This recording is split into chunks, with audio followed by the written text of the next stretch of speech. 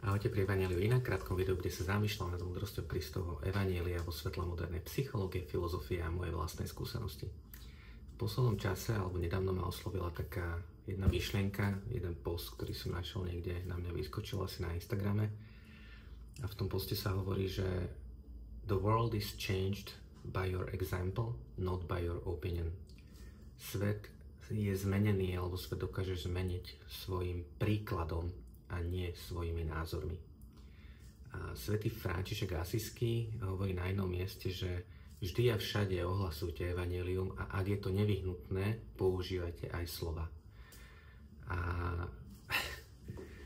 veľmi ma to zachytá, veľmi ma to oslovuje aj v kontexte dnešného evanjelia, kde prichádzajú zase Židia za Kristom a hovoria mu, že dokedy nás chceš držať v neistote, povedz nám, či si Mesiáš alebo nie si Mesiáš, aj povedz nám to na rovinu. A on im na to odpovedá, že už som vám to povedal a neveríte mi, že pozrite sa na skutky, ktoré konám, pozrite sa na môj príklad a verte a uverte. Čiže Ježiš ako keby neargumentuje svojimi názormi, svojimi myšlienkami, argumentuje svojimi skutkami, svojim životom, tým, čo robil a konal. A úplne to zaklincuje tým, že na záver im hovorí Pater et ego unus sumus. Sme jedno, ja a Otec sme jedno. Vyhlasuje sa za rovného Bohu, vyhlasuje sa za Boha.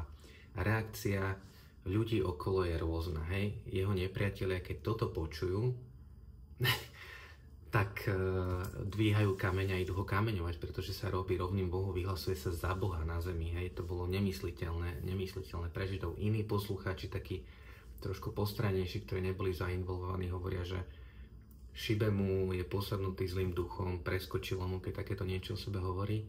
A potom to boli tí, ktorí uverili.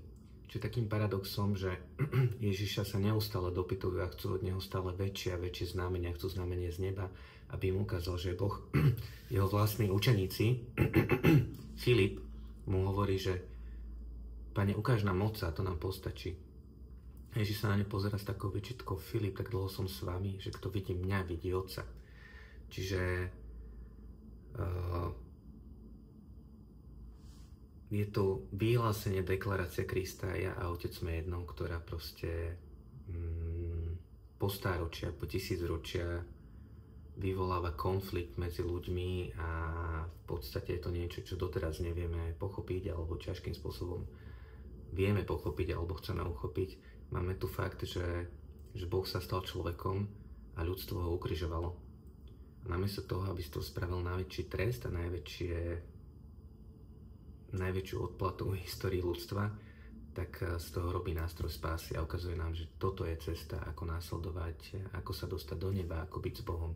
Nie je to cesta víťazstiev, cesta neustáleho úspechu, ale je to cesta odvahy ísť, vziať kríž, to, čo je nepríjemné a ťažké, a nasledovať ho. Toto nám chcel Kristus ukázať, toto nám ukazuje Otec cez Krista, keď sa Ježiš odvoláva na svoje skutky, hej. Zase sa vraciame k tomu, že svet je zmenený tvojim príkladom a nie tvojimi názormi. A preto Ježiš, keď sa odvoláva na svoje božstvo, neodvoláva sa na slova. Každý z nás môže povedať, čo chce, ako chce, na každý argument existuje protiargument. On sa odvoláva na skutky a na svoj život.